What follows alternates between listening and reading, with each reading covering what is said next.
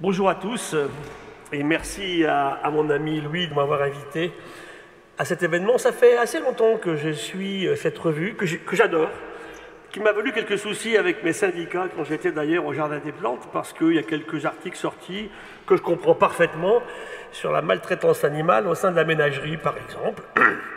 Donc bah oui, effectivement, cette cause animale, je suis comme Louis, elle est vraiment quelque chose d'extrêmement important à défendre, à jouer.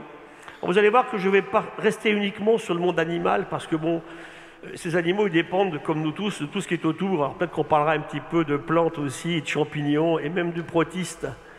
Alors mon histoire, en fait, je vais la démarrer sur d'abord ce que sont les écosystèmes. Un écosystème, depuis que la vie est sur la Terre, la vie on la date à peu près dans les gisements du Groenland à 3,85. Je peux enlever mon masque, m'a dit Louis, c'est quand même mieux, je vais arrêter de bouffer les poils du masque, voilà, j'ai horreur de ça. 3,85 milliards d'années au Groenland. Alors, on n'a pas de fossiles, mais on a des traces d'activité biologique. On a du carbone d'origine organique. La vie démarre à ce moment-là par des cellules qui sont proches de ce qu'on appelle aujourd'hui les cyanobactéries. Donc, deux écosystèmes. Alors, je n'ai pas fait n'importe quoi. Je vous ai pris les deux plus riches en nombre d'espèces ramenées à la surface. Sur Terre, la forêt tropicale humide, un morceau de France, la Guyane, où là on peut avoir 30 000 espèces au kilomètre carré, dans les sols bien sûr, et dans la végétation, dans la canopée. C'est aujourd'hui, moi qui ai présidé cette grande maison du muséum, on a plus de la moitié du vivant dans nos collections qui vient des forêts tropicales humides. Hein. Plus de la moitié de tout ce qui est vivant. Les oiseaux, par exemple, il y a plus d'oiseaux sur 1 kilomètre carré de Colombie que dans toute la France. Donc c'est vrai qu'on a des zones extrêmement riches, les méga divers ou les hotspots. L'équivalent marin, c'est le récif corallien. On va rester en France, je ne sais pas pour combien de temps encore, hein. On attend le prochain référendum du mois de décembre en Nouvelle-Calédonie. 5 à 6 000 espèces au kilomètre carré. Déjà tout de suite, beaucoup moins d'espèces connues dans l'océan que sur les continents. Par exemple, 500 espèces de poissons, il y en a plus que dans toute la France, sur 1 kilomètre carré de récif. 500 espèces de coraux différents sur un carré de 1 kilomètre. C'est le récif du Grand Sud. Donc un écosystème, c'est une construction d'êtres vivants qui se sont associés pour construire quelque chose sur de la géologie antérieure, sur ce qu'on appelle, nous, la géodiversité. N'oubliez jamais que le vivant, il n'est pas apparu comme ça de rien du tout. Il se construit sur ce qu'on appelle une chimie prébiotique, une chimie d'avant la vie, sur du minéral. Et aujourd'hui, on a une réponse du monde minéral au monde vivant par le fait qu'aujourd'hui, sur les 5000 espèces de minéraux connus, les 2/3 n'existeraient pas sans la vie. Donc vous voyez qu'il y a une communion incroyable depuis le début entre cette terre qui se refroidit, qui garde son eau liquide, et puis bien sûr ce monde vivant qu'on évoque à l'instant. Alors aujourd'hui, nos animaux. Alors j'ai pris quelques images, ça fera plaisir aussi à Alain et à tout le monde ici, mais les micoles, là, ils viennent du nord du Chili, et je vous ai mis un orang-outan de Bornéo, et puis une jolie petite tortue, c'est le nom d'un papillon, hein, photographié par ma petite fille dans les Pyrénées. Voilà, on pourrait prendre des photos infinies. En gros, aujourd'hui, 2,4 millions d'espèces connues sur la Terre, et 1,3 million d'animaux. Alors je vais expliquer un petit peu ce que c'est que ce vivant globalement. Voilà, c'est quoi le vivant? J'ai beaucoup hésité hier soir quand je préparais ma conf en disant c'est quoi un animal? Bon, je vais prendre le cas du tardigrade pour définir un animal. D'abord des bactéries. Nous sommes une planète bactéries. Tous ici dans la salle, vous avez sur vous et dans vous plus de bactéries que de cellules humaines. Admettez-le. Hein, nous sommes un monde bactérien, tout le temps, partout. Et si jamais il y a un désordre de communication entre nos cellules humaines, nos globules rouges, nos neurones du cerveau, nos cellules musculaires, nos adipocytes qu'on n'aime pas trop, avec effectivement ces bactéries, ça va mal. C'est l'obésité, c'est le diabète du type 2, c'est la maladie d'Alzheimer, c'est aussi bien sûr l'hypertension artérielle. Et vous verrez que le petit Covid, avec ses 15 gènes, qu'est-ce qu'il cible? Il révèle vraiment nos fragilités. Ces gens qui déjà sont en désordre de relation entre leur symbiote interne et leurs cellules humaines. C'est super intéressant. Est-ce qu'on sera tiré parti de ça? Je le croyais, j'en suis de moins en moins sûr quand je vois la relance que l'on veut faire aujourd'hui. Donc des bactéries. Ensuite des protistes. Alors on les connaît moins les protistes, et pourtant les protistes qui sont là, en dessous les bactéries, là, ça ne marche pas, peu importe. Eh bien, ils sont essentiels. Il n'y aurait pas de Français sans protistes. Pourquoi? Parce que les protistes, ce sont d'abord d'un côté, comme tous les humains, ce sont les microalgues du phytoplancton, Elles font plus de la moitié de l'oxygène de la Terre. On l'oublie, on parle des forêts, mais il y a aussi du phytoplancton, ces protistes. Là, ce sont des dinoflagellés, ramenés durant la campagne Tara-Océan en 2012. Et les protistes, c'est aussi les levures. Vous imaginez un Français sans pain, sans vin, sans fromage, sans bière? Eh ben voilà. Les protistes sont partout. Donc ce vivant, il est tellement indispensable. On ne mange que ça. On ne coopère, on l'a vu qu'avec ça. Puis après, plus connu, les champignons et les plantes. Et puis, bien sûr, les animaux. J'ai pris un tardigrade, parce que c'est un de mes chouchous, le tardigrade. Elle ne marche pas, la fée. Ah si, elle marche, ça y est. Elle ne marche pas dans ce sens-là, je sais. Pardon? Qu'est-ce qu'il y a devant? Bon. Oui, non, passe à la précédente, s'il te plaît. Voilà, celle-ci. Donc, je vous ai mis un tardigrade, qui est incroyablement résistant à des sons extérieurs qui varient. C'est tout petit. Hein, ça fait entre 1,5 et 1,5 mm. Merveilleux animal. On le congèle dans de l'hélium liquide. Quelques degrés Kelvin. Il peut franchir le vide intersidéral. Il peut vivre sans oxygène pendant longtemps. Quand on le déshydrate, il n'aime pas trop ça. Il perd sa tête, il perd ses pattes. Et puis, il tient un siècle.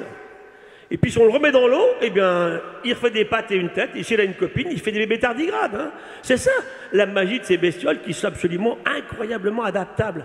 Alors, quand on parle d'inhabilité de la Terre, pour qui, bien sûr, hein. Et puis, je vous ai mis au milieu le blob. Alors, le blob, il fait me coller beaucoup d'encre en ce moment, ici, là. Alors, lui, c'est ni un animal, ni une plante, ni un champignon, ni une bactérie. Je ne sais pas trop où le mettre. C'est un myxomycète. Hein. C'est une grosse cellule de plusieurs mètres carrés, avec une infinité de noyaux. Et il fait un truc génial, il trouve toujours le chemin le plus court, le plus vite possible. Voilà. Et donc Thomas Pesquet en a monté un dans l'ISS, hein, et j'étais avec lui en relation visio il y a quelques semaines au CNES à Toulouse, et on avait avec nous 4500 enfants de classe de France qui élèvent un blob. Et vous allez voir comme c'est curieux le biologique, avec ses réactions toujours complètement contre-intuitives. Qu'est-ce qu'on leur donne à manger? Des blobs, on leur donne des flocons d'avoine, ils aiment bien ça. Et une petite fille me dit, mon blob, moi, il devient tout marron, ça va pas du tout. Ah, j'ai des malades, ton blob. Comment tu le nourris? Des flocons d'avoine, je donne du bio. Eh bien, ça rend malade le blob. Donc, vous voyez que ça, c'est super intéressant. On peut comprendre pourquoi, scientifiquement, bien sûr. Hein. Donc, vous voyez que les clins d'œil du vivant, ils sont partout. Et je vous ai mis le petit dernier, le coronavirus 19. Alors, lui, c'est clair, je vais être aussi formel ici. Il vient de chauve-souris, du Rhinolophus affinis, une chauve-souris de l'Est de la Chine. Et Wuhan, d'où est partie la maladie, il n'y en a pas. Donc quelqu'un est bien allé les chercher à 1500 km de là pour soit les passer par un marché, soit par un laboratoire, peu importe finalement. Hein. Foutons-leur la paix aux chauves-souris. 1400 espèces. Et quand on me dit il faut les éradiquer, t'imagines, oui, un petit peu, 1400 espèces, dans ce cas-là, on se fait une magnifique cible sur le ventre, parce que les virus, eux, ils ne vont pas se faire éradiquer. Hein. Ils ont réussi une fois à passer à l'humain, ben, ils continueront. Foutons-leur la paix aux chauves-souris dans leur grotte. Voilà, alors on classe. L'humain adore classer. La nature, elle classe rien du tout, hein, mais nous, on ne comprend rien si on ne classe pas. Donc on a classé, depuis justement les cyanobactéries qu'on a vues, jusqu'aux animaux. Et l'humain est là, quelque part, là-dedans. Hein. Quand lui parlait tout à l'heure des animaux, c'est super intéressant. 2,4 millions d'espèces connues. Il y en a combien en vrai, peut-être?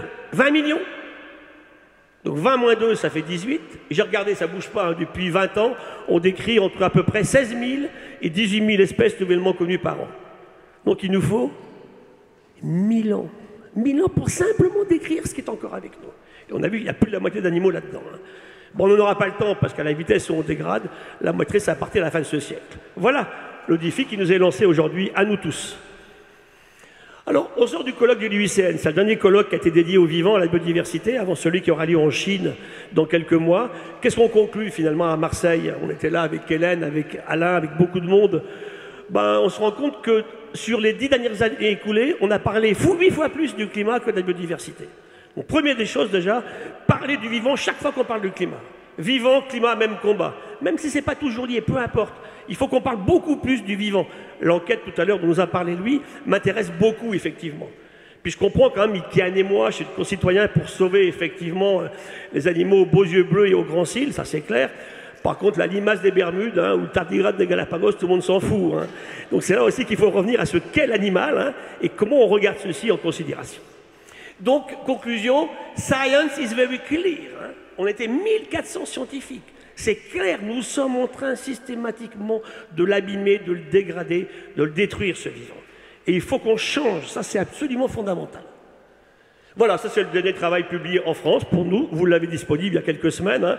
C'est une cartographie de 13 ans d'évolution du vivant en France métropolitaine et dans les territoires outre-mer. Donc en rouge, ben, ça ne se passe pas très bien. Tout à l'heure, on a parlé des oiseaux. Louis a parlé aussi des mammifères, des poissons, bien évidemment. Ben, ça part un peu partout. Le clin d'œil intéressant du colloque de l'IPBES du 9 avril 2019, c'était que quand même, ça part partout, mais moins dans les territoires gérés par des populations autochtones. Ça, c'est intéressant. Ça veut dire qu'il y a des humains capables de mieux prendre en considération ces effondrements. Moi, je ne parle pas de crise d'extinction, je ne pense pas qu'on en soit là. On est sur un effondrement du nombre d'individus, et là je vais rebondir sur ce qu'a dit lui tout à l'heure, dans les populations sauvages. On explose en nombre d'animaux domestiques et on effondre le nombre d'espèces sauvages. Alors, question posée il y a 10 ans par des géologues, est-ce qu'on met en place aujourd'hui les conditions d'une nouvelle crise d'extinction? On en connaît 60 depuis 800 millions d'années, dont 5 majeures. Alors, est-ce qu'on est en train de créer la condition de la 6e crise? Parce qu'on détruit et on pollue, on surexploite, on dissémine tout partout, et le climat change trop vite. Voilà, c'est le débat, c'est ce qui nous est lancé aujourd'hui en discussion préalable à ce colloque, en s'intéressant peut-être plus à ce qu'on appelle les animaux. L'animal, par rapport à ce qu'on a vu, lui, il est pluricellulaire. Ces cellules sont un noyau. Et puis là, effectivement, j'ai bien aimé le terme de lui sur la sensibilité, c'est-à-dire de la conscience. On en a beaucoup parlé. Quand commence la conscience? Alors, chez les animaux, on la met chez les rongeurs. Puis on trouve des trucs incroyables. Il y a des choses qu'effectivement on trouvait chez des oiseaux qui sont extraordinaires, des poissons. En fait, je vais vous dire une chose très claire. Aucune espèce vivante qui nous accompagne encore aujourd'hui n'est stupide. Sinon, elle ne serait plus là depuis très longtemps. Arrêtons de les prendre pour des abrutis. Nous sommes, nous l'humain, pas du tout au centre de la création. Et le respect profond qu'on leur doit, il est absolument fondamental. Alors voilà, on me dit, c'est quoi la biodiversité? Alors, ça, c'est ce qui est dans le crâne des gens. Quand je veux saisir ma ministre, je lui montre ça. Une expédition du muséum, en février 2014, on a fait un grand trou dans le sable. Personne n'avait jamais fait ça. Et on trouve des trucs qui n'étaient pas connus, parce qu'on va les chercher. Alors, je vais vous séduire, j'ai pris les jolis. Quand je montre ça, on me dit, bah oui, professeur, on va vous aider à sauver la biodiversité. Mais c'est pas que ça, c'est ça aussi la biodiversité. Ah, là, ça change tout, là. On me dit, attention, attends Gilles, attends, on n'a pas beaucoup de sous. On va t'aider à sauver le crabe avec des beaux yeux bleus, ça c'est clair, mais pas le machin à gros nez, là, ou bien le truc avec des dents bizarres en bas. Ce truc avec des dents bizarres en bas s'appelle le rat taupe nu. Il vit dans des terriers au Kenya, en Éthiopie, et on découvre, il y a maintenant une vingtaine d'années, qu'il ne fait jamais de cancer. Et du jour au lendemain, il va être le sauveur de l'humanité. Vous voyez, c'est ni les beaux ni les moches. Il faut garder tout le vrac avec nous. Et la biodiversité, finalement, c'est votre lit ce matin. Pour vous montrer votre intimité avec le vivant. Parce que vous avez dormi dedans. Et que vous dormez tout seul ou à deux, ça marche mon truc. À tous les coups, on gagne. Vous avez entre 1 et 2 millions d'acariens. Ils sont là, voilà. Ils mangent vos poils, ils mangent vos cheveux, les cellules de la peau qui se desquament, toutes les humeurs dans un lit humain après les ébats nocturnes. Voilà, c'est ce qui bouffe les acariens. Tout petit. Et il y a un petit garçon qui me dit récemment, alors il trouve ça dégoûtant, mais il avait vu que j'aimais bien les acariens. Alors il me dit, mais Gilles, quand je me lève faire pipi la nuit, quand je vais dans mon lit, j'écrase mes acariens. Je dis non, ils sont trop petits, je les rassurais, même sur des trucs qui sont super moches. Avec nos critères à nous, bien entendu. Voilà, c'est ça le vivant. Et les animaux aussi. Et voilà la biodiversité, finalement. Et ça marque beaucoup plus qu'une collection de papillons ou des photographies d'oiseaux. Mais bien sûr, vous ne mangez que cela et vous ne coopérez qu'avec cela. Si j'enlève ici le nickel des couverts et le verre des bouteilles, c'est ça, en fait. Et on est totalement là-dedans, on l'a oublié. Je fais une conférence qui s'appelle « L'humain a-t-il oublié qu'il était vivant ?» Eh bien oui. Vous vous rappelez que vous êtes vivant quand vous êtes malade, quand vous souffrez. Et ça, c'est dramatique. L'humain a oublié ce qu'il est. Et puis, bien sûr, on a notre économie, dont on a parlé tout à l'heure, qui est tellement plus importante. Alors, on élève des animaux, 1,3 milliard de vaches. On est en intime relation au niveau des arbres, au niveau d'un bébé humain, entrelacé avec ce vivant. Donc, pour conclure, simplement vous dire que comment est-ce que l'humain représentait cette diversité biologique? Chauvet, 37 000 ans. Qui dessine comme ça? Et surtout, ma question, c'est à quoi ça sert de faire ça? À rien. Mais c'est génial. Et vous oubliez que l'humain, c'est d'abord un être vivant qui a une spiritualité extrêmement importante et qui aime faire ça. Ça lui donne du plaisir. C'est fondamental. Voilà, ça c'est un peu la courbe de tout ça, c'est la démographie humaine. Vous voyez qu'elle a reculé que 2 fois, chaque fois pour des maladies infectieuses. Et ni des guerres, ni des questions de terrorisme. Le seul outil de l'humain, c'était le biface, ici à gauche, là.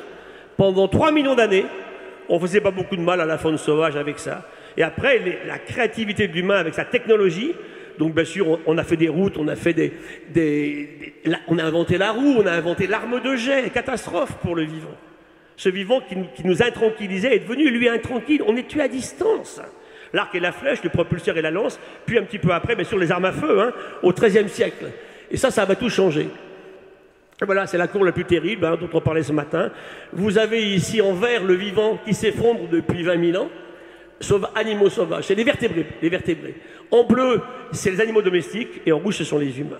On est dans la grande accélération de l'hyperproduction, effectivement, animale en captivité. Les chiens, les chats, les canards, les cochons, les poulets, les vaches, bien sûr, les chevaux. Et puis, bien sûr, le vivant sauvage qui s'en va. Le climat change, je passe rapidement pour tenir mon temps, ça n'arrange pas le système. Et je conclue tout de suite sur pourquoi doit-on garder la biodiversité avec nous. Je vous laisse lire. Réponse aux changements environnementaux. Nous sommes le vivant nous-mêmes. Chaque fois qu'on l'agresse, on s'auto-agresse. Le vivant montre qu'une grande biodiversité augmente la productivité naturelle. C'est flagrant. C'est également une barrière aux espèces invasives. Un rôle de base dans les grands équilibres de la nature. Donc une gestion intelligente de l'humain vis-à-vis de ses écosystèmes extérieurs. Puis l'aspect éthique, hein, parlons-en aussi. Surtout dans l'association. Pourquoi est-ce qu'on ferait disparaître l'éléphant d'Afrique ou la grande baleine bleue, hein, bien sûr. Et puis c'est aussi une valeur économique, il faut passer par là. C'est 40% de tous les revenus financiers de la planète viennent de la biodiversité. Et puis c'est aussi, ce sera pour une autre fois, je vous parlerai du biomimétisme et de la biorespiration. Voilà, prévoir à long terme, c'est ça. Comment est-ce qu'on va réagir dans ces questions de climat, d'eau, de déchets divers et variés, de stockage du CO2. C'est très important. Et puis voilà, ma conclusion, c'est vous montrer les avantages du vivant par rapport à ce qu'on fait dans nos économies aujourd'hui. Le vivant, il innove en permanence. Pour tous, y compris pour les gilets jaunes, ce qu'on ne fait pas nous. Le vivant, en plus, il fait tout avec une énorme parcimonie d'énergie. Ma libellule, c'est une de mes chouchoutes, on a écrit un papier ode à la libellule, elle vole à 80 km/h avec 2 watts. Elle encaisse 30 G en accélération. Un pilote de guerre à 5 G, le type, il a les neurones de l'autre côté, hein, ça ne marche pas du tout. Comment elle fait? Et ça marche depuis 300 millions d'années. Alors, au lieu de faire des parkings sur les mares, allons voir comment elle fait, ou de mettre des pesticides dedans. Le vivant fait tout avec des produits très simples, très abondants, dans des conditions ambiantes classiques, température et pression. Et le vivant, effectivement, travaille dans ces conditions. Donc, ma conclusion, c'est stopper une économie actuelle délirante, suicidaire et stupide qui consiste à accepter le profit en détruisant cette nature et cette biodiversité et ces animaux, ou on les surexploite. Ouais. Et on me dit c'est résilient, ok, regardez la résilience. La résilience introduit au départ que vous résistez à un trauma, à un stress. On ne peut pas résilier si vous êtes mort. On l'a oublié ça aussi. Hein. Donc ne détruisons pas, c'est tellement, tellement important. Donc vous résistez et vous revenez à un état plus ou moins proche de l'antérieur si vous résiliez. Lisez bien sûr notre ami Boris Cyrulnik. Je finis par 2 philosophes pour rassurer Louis. Sri Aurobindo disait en 1915, il n'y avait ni écologie, ni écologisme. Je vous laisse lire ce qu'il disait à cette époque-là, un des grands penseurs indiens. Et puis il disait, si l'humanité veut survivre, il lui faut, dit-il, une transformation radicale. Vous savez ce que c'est que ça pour un biologiste? Ça s'appelle une métamorphose. Et c'est ma dernière image, lui, pour te rassurer. Je reviens à mon ami Edgar Morin, qui vient d'avoir un siècle. Il a eu 100 ans le 8 juillet 2021, on l'a beaucoup vu. D'ailleurs, il est tellement embêté cette année qu'il disait récemment, franchement, hein, passez directement de 99 à 101 et vous ne serez pas embêté dans les conditions actuelles d'interviews diverses et variées. Et bien voilà, il disait la Terre c'est un vaisseau spatial à 4 moteurs. Hein. C'est effectivement la science, pas les opinions. Depuis 1 an en France, on n'entend que des opinions d'hommes politiques, de médecins, de tout. C'est pas de la science. La science est tout sauf une opinion. Basons-nous sur la science. Lui l'a bien dit tout à l'heure. C'est ensuite, bien sûr, la technique, bien sûr, hein, qu'on a évoqué, l'économie, laquelle, et le profit. Le profit, on peut le comprendre dans un système capitaliste, hein, à condition, on a dit que ça n'est pas construit sur la destruction du bien commun, bien entendu. Et puis il dit, ben, le probable, il est inquiétant, il dit même catastrophique. Et où je l'aime beaucoup, c'est quand il dit que ce probable-là, il y a tas de fois dans l'histoire de l'humain, il ne s'est pas produit. Qu'est-ce qu'on fait ensemble ce matin? On se bat pour que ce probable-là qu'on nous promet ne se produise pas. Et pour ça, il faut changer. L'évolution, c'est en fait le fait que le vivant a rencontré les pires avatars depuis longtemps, parce qu'il a tout le temps changé en permanence. Et ma conclusion terminale, c'est ce que disait au président Macron Edgar Morin: à force de sacrifier l'essentiel à l'urgence, on finit par oublier l'urgence de l'essentiel. Nos animaux, gardons-les avec nous, on ne pourrait pas s'en passer. Merci.